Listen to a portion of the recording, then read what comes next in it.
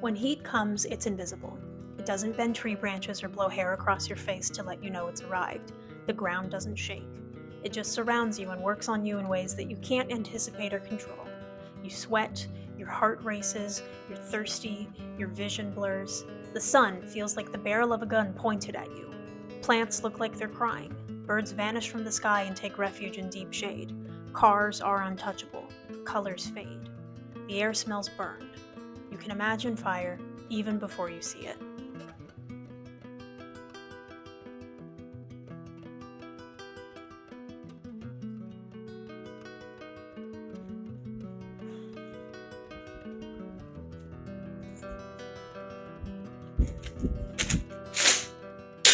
At time of recording, 2024 was the hottest year on record. Temperatures were 1.28 degrees Celsius above NASA's 20th century baseline. And I don't know about you, but I don't think that record is going to hold for very long. Normally, when we think about disasters, we tend to think of things that have a lot of spectacle, razzle dazzle, if you will. Heat waves are not like that. Like when you watch a news story about heat waves, the footage basically amounts to like a bunch of red, sweaty, gross human bodies. I don't think I've ever been this covered in sweat before. There's not a lot of visual appeal. It's not very enticing. There's no big drama. There are all of these big disaster movies about like earthquakes and fires and floods, and I just can't think of any disaster movies about a really bad heat wave. But heat wave's my big number too. And yet, heat waves end up being by far the most dangerous type of disaster. A study published in The Lancet estimated that in 2019, about 428,000 people died worldwide from excessive heat exposure. More recently, an article published in the Frontiers found that India alone racks up more than 3,000 deaths per day that they have a heat wave. That's an insane number. Like, I want you to sit with that for a second. First of all, by definition, a heat wave is going to last more than one day. So we're talking about more than 3,000 deaths. Every day that there is a heat wave in India, they have a death toll that is higher than 9/11. Even with all of that, we are really bad at perceiving and understanding the threat that extreme heat poses to us. Like most of the time, we'll see the forecast coming and we'll kind of go, well, I guess I'm going to be really sweaty and gross and uncomfortable for a few days, and then that's it. That's the worst of it. I would like for you to understand why this is such a big problem, why it's getting worse, and most importantly, what are some of the things that we can do about it? So stick around for that at the end. First thing that I want to go over is understanding what the difference is between a heat wave and just regular warm weather. Heat waves are basically what happens when there's like an atmospheric blanket over an area, a high pressure system that forces air down. It's a blanket that you cannot take off. So the hot air just gets squeezed down to Earth and it can't escape. It can't fly off anywhere else. There's no circulation to let things cool back down, and the sun just kind of beats on you. So I want to make sure that because heat waves are becoming more common and more severe because of climate change, you have a good understanding of all of the different areas of your life that this can impact. So we're just kind of going to run through the list of the biggest hitters.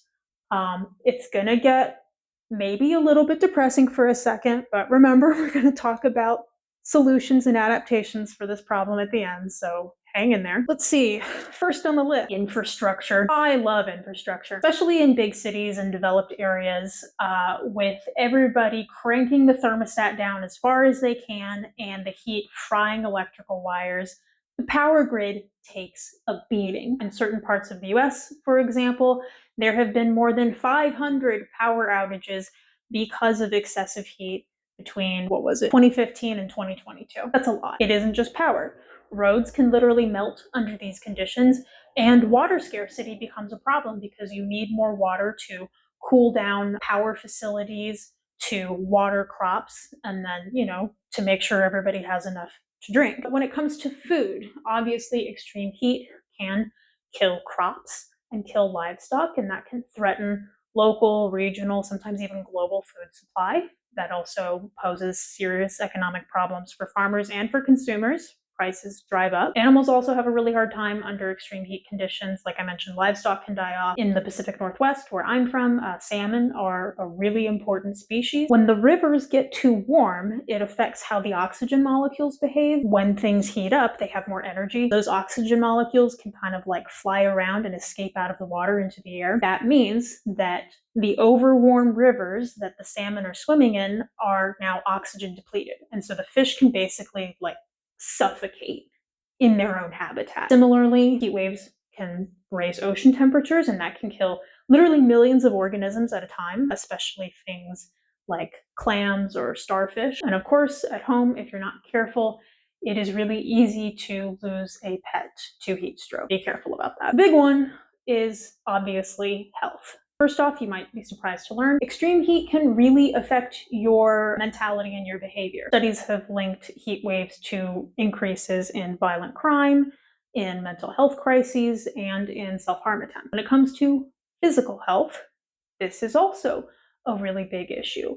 Intense heat puts a lot of strain on a body, and this is partly why the very old and the very young can be especially susceptible to those effects. Stress from the heat can actually act as a catalyst for heart attacks. And then there are the conditions that are explicitly because of heat. The first is heat exhaustion. When you are experiencing heat exhaustion, you get really sweaty, you're overwarm, you'll get goosebumps on your skin even though you're really hot. If that is left untreated, that can quickly turn into heat stroke. When you're experiencing heat stroke, your body temperature hits 104 degrees Fahrenheit or higher. So that's a really, really, really bad fever, basically. Your body loses the ability to cool itself. You can't sweat anymore. That system is no longer functioning. You can become sort of cognitively impaired. You can experience confusion, irritability, even seizures in some extreme cases. And the damage that this really intense heat does to your body can cause serious damage to your brain, to your organs, and again, if it's not treated quickly, that will kill you. That leads me to the next impact area, which is civil rights. While the very old and the very young might be more medically susceptible to the effects of heat stress, that's not the only way that you can be rendered more vulnerable to these things. In 2021, there was a 38-year-old recent immigrant from Guatemala named Sebastian Perez. He came up with his wife Maria, and he got a job working at a plant nursery and farm in Oregon. One day when he was at work, he collapsed. By the time his coworkers found him and called for emergency services, it was too late.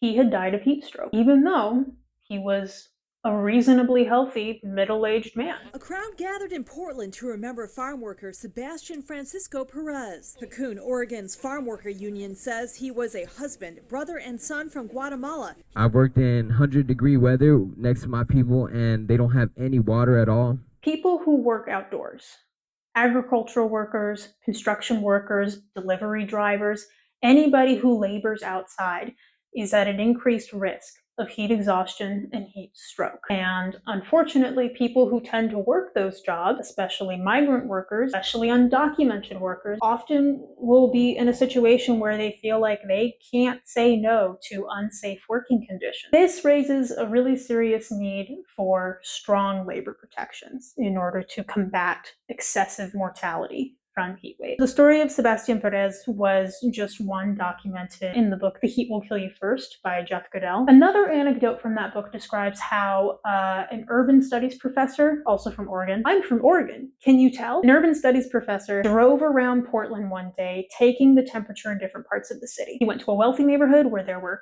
parks and a lot of vegetation and plant life and trees. And the temperature there on a hot day was about 99 degrees Fahrenheit. When he went to a poorer neighborhood, there wasn't as much greenery. It was mostly asphalt and cement. The temperature there was 124 degrees Fahrenheit. To quote Goodell, wealth can afford an extra 25 degrees of coolness. That is literally the difference between life and death in many cases. This is where I remind you that there is no such thing as a natural disaster. Our social systems and infrastructure create the conditions that hazards interact badly with.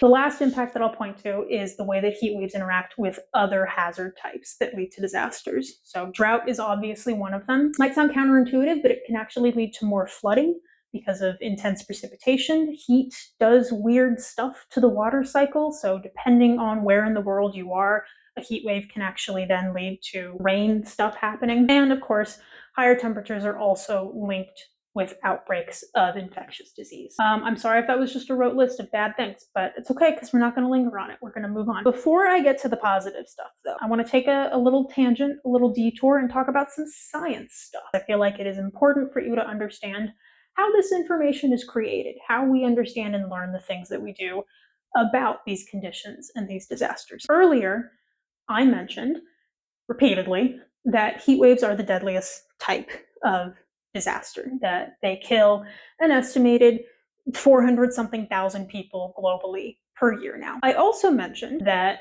heat can cause stress that leads to things like heart attacks. And so you might be wondering, well, if somebody can just have a heart attack because it's hot out, how can we tell the difference between somebody who had a heart attack because of a heat wave and somebody who just happened to have a heart attack during a heat wave?